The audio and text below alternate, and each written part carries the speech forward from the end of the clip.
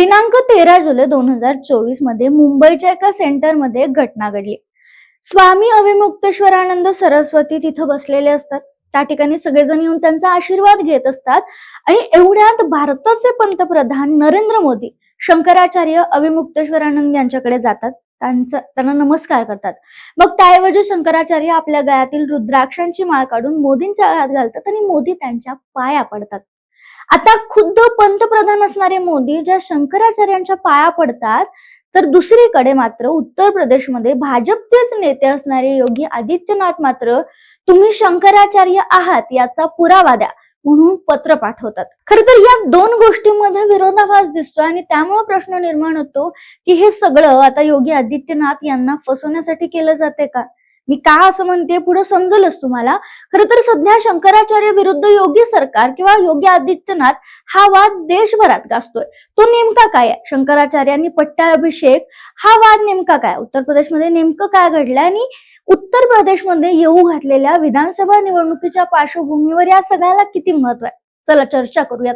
नमस्कार, मी संजना कट मध्ये आपलं स्वागत। उत्तर प्रदेशात खुद्द मुख्यमंत्री योगी आदित्यनाथ विरुद्ध शंकराचार्य स्वामी अविमुक्तेश्वरानंद सरस्वती यांच्या सुरू असलेला वाद सध्या चर्चेत आहे। या वादाला सगळ्यात जास्त आक्रमक वळण लागलं ते 18 जानेवारीला पार पडलेल्या माघ मेळाव्यानंतर। माघ मेळाव्याला स्वतःच एक धार्मिक महत्व आहे। दरवर्षी प्रयागराज येथे त्रिवेणी संगमावर हा मेळा भरतो। याला अनेकदा मिनी कुंभ असंही म्हणलं जातं। याच माघ मेळाव्यात स्वामी अविमुक्तेश्वरानंद हे पालखीतून संगम स्नानासाठी निघाले होते, मात्र पोलिसांनी त्यांना मध्येच थांबवलं, कारण संरक्षणाने परवानगी घेतली नाही असं सांगण्यात आलं।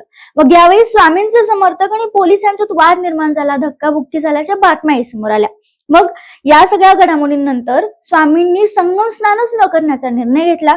ते मठात गेले नाही, ते तळाबाहेरच बसून राहिले, आंदोलन सुरू केलं। खर तर योगी आदित्यनाथ विरुद्ध शंकराचार्य असा वाद सुरू झाला होता, पण यावेळी मध्यस्थी करण्यासाठी पुढे आले ते उत्तर प्रदेशचे उपमुख्यमंत्री केशव प्रसाद मौर्य। त्यांनी स्वतः या वादात हस्तक्षेप करत शंकराचार्यांना संगमावर जाऊन स्नान करण्याची विनंती केली। दुसरीकडे एवढंच नाही तर घडलेल्या प्रकाराबद्दल दिलगिरीही व्यक्त केली आणि दुसरे उपमुख्यमंत्री असणारे ब्रजेश पाठक यांनी तर बटुकांचा सन्मान केला, त्यांची पूजा केली। या वादात ज्यांनी बटुकांवर किंवा शंकराचार्यांच्या शिष्यावर कारवाई केली त्यांना पाप लागेल असंही ते वक्तव्य त्यांनी केलं। आता इथे लक्ष देण्यासारखी बाब काय आहे, तर मुख्यमंत्री विरुद्ध शंकराचार्य असा वाद सुरू असताना राज्याचे दोन्ही उपमुख्यमंत्री शंकराचार्यांच्या बाजूने बोलतात, तर दुसरीकडे मात्र योगी आदित्यनाथ यांच्यासोबत आम्ही आहोत असं म्हणून काही सरकारी अधिकारी राजीनामाही द्यायला लागले। पण हा विषय इथं संपला नाही बरं का। या सगळ्या घडामोडीनंतर शंकराचार्यांनी प्रतिक्रिया देताना उपमुख्यमंत्री केशव प्रसाद मौर्य यांचं कौतुक केलं आणि कौतुक करताना ते म्हणाले, खरं तर त्यांनाच मुख्यमंत्री व्हायला हवं होतं। त्यामुळे वाद आणखीनच चिघळला, आरोप प्रत्यारोप तर सुरू होतेच आणि मग अशा सरकारकडून योगी आदित्यनाथांकडून शंकराचार्यांना पत्र पाठवण्यात आलं, ज्यामध्ये आपण शंकराचार्य आहात याचा पुरावा द्या अशी मागणीच करण्यात आली। आता हा शंकराचार्यांचा मुद्दा काय नेमका, मधूनच हा मुद्दा कसा उपस्थित झाला तर थोडक्यात सांगते। उत्तराखंड मधील ज्योतिर्मठ हे आदि शंकराचार्य यांनी स्थापन केलेल्या 4 प्रमुख पीठांपैकी एक आहे। त्यामुळे या गादीवर कोण बसणार हा मोठा वाद आहे। पूर्वी या गादीवर स्वामी स्वरूपानंद सरस्वती होते, त्यांच्याही काळात हा वाद सुरू होता। खरं तर हा वाद खूप वर्षापासून सुरू आहे आणि मग त्यांच्या 2022 मधील त्यांच्या निधनानंतर त्यांचे शिष्य स्वामी अविमुक्तेश्वरानंद सरस्वती यांनी स्वतःला उत्तराधिकारी म्हणजे शंकराचार्य म्हणून घोषित केलं। काही ठिकाणी असंही सांगितलं जातं की त्यांच्या मृत्यूपत्रात असं लिहिलं होतं की पुढचे शंकराचार्य हे असतील आणि म्हणून त्यांनी हे सगळं केले असंही सांगण्यात येतं। मग इथूनच वादाला सुरुवात झाली आणि याच वादाच्या पार्श्वभूमीवर थेट सुप्रीम कोर्ट ऑफ इंडियामध्ये याचिका दाखल करण्यात आली आणि या प्रकरणात सुप्रीम कोर्टानं अविमुक्तेश्वरानंद यांच्या औपचारिक पदाभिषेकावर स्थगिती दिली। हा अभिषेक झाल्याशिवाय हा व्यक्ती शंकराचार्याच्या पदावर बसू शकत नाही, कारण हा अभिषेक महत्वाचा असतो। म्हणजेच त्यांचा अभिषेक अजून झालेलाच नाहीये, म्हणजेच त्यांचा दावा पूर्णपणे मान्य झालेला नाहीये आणि अजून जो निर्णय आहे तो प्रलंबित आहे। आणि हे सगळं प्रकरण न्यायप्रविष्ट असताना 2026 मध्ये प्रयागराज माघमेळाव्यात प्रशासनाने त्यांना शंकराचार्य ही पदवी वापरण्याबाबत स्पष्टीकरण मागितले। म्हणजे अजून तुम्ही शंकराचार्य झालेला नाहीये, तुमचा अभिषेक झाला नाही, मग तुम्ही हे का केलंय असं आता विचारलं जाते. आणि अशातच आरोप प्रत्यारोप सुरू असताना अचानक बातमी समोर आली आणि ज्यामुळे सगळ्यांनाच धक्का बसला, ती म्हणजे शंकराचार्य यांच्यावर पोक्सो अंतर्गत गुन्हा दाखल झाला. त्यांच्या विरोधात अल्पवयीन मुलांच्या लैंगिक शोषणाचा आरोप करण्यात आलाय. या प्रकरणात त्यांचे शिष्य चैतन्य मुकुदानंद गिरी आणि ते स्वतः या दोघांवरही हा गुन्हा नोंदवण्यात आलाय. यावर प्रतिक्रिया देतानाही शंकराचार्यांनी या संपूर्ण प्रकरणाला धर्मयुद्ध असं म्हणले. एवढंच नाही तर ते योगींवरही बोलत होते. मी योगी नाहीये की मी केस कट करेन असंही वक्तव्य त्यांनी FIR नोंद झाल्यानंतर सांगितलंय. आता हा वाद मुद्दा माझ्या विरोधात उभा केला जातोय, हे सगळं षडयंत्र आहे, मी असा कोणताही गुन्हा केलेला नाहीये असंही शंकराचार्य म्हणताना दिसतात. खरं तर आता हे जे प्रकरण आहे अर्थात शंकराचार्य योगी आदित्यनाथ हे असं रंग घेताना दिसते.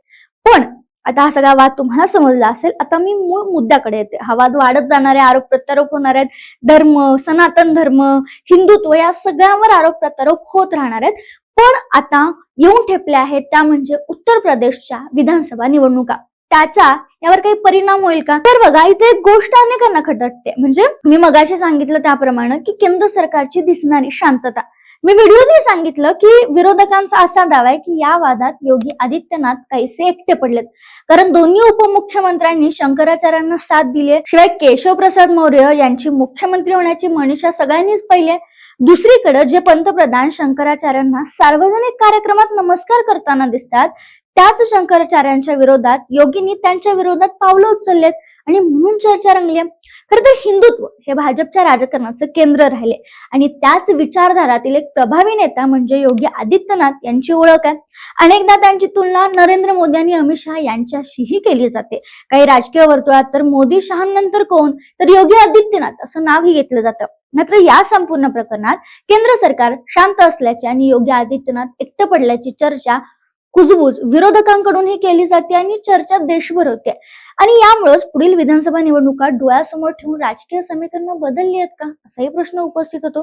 काही विरोधकांचं असं म्हणणं आहे की जर भविष्यात योगी आदित्यनाथ यांची राजकीय प्रतिमा कमकुवत करायची असेल तर अशा वादांचा आधार घेत त्यांच्या व्यक्तिमत्वाला धक्का देण्याचा प्रयत्न होऊ शकतो आणि वेगवेगळ्या कारणावरून त्यांना बाजूला करण्याची रणनीती आखली जाऊ शकते. याचं कारण ते केंद्रात दिल्लीपर्यंत पोहोचू नयेत हे असू शकतं असंही विश्लेषक सांगतात.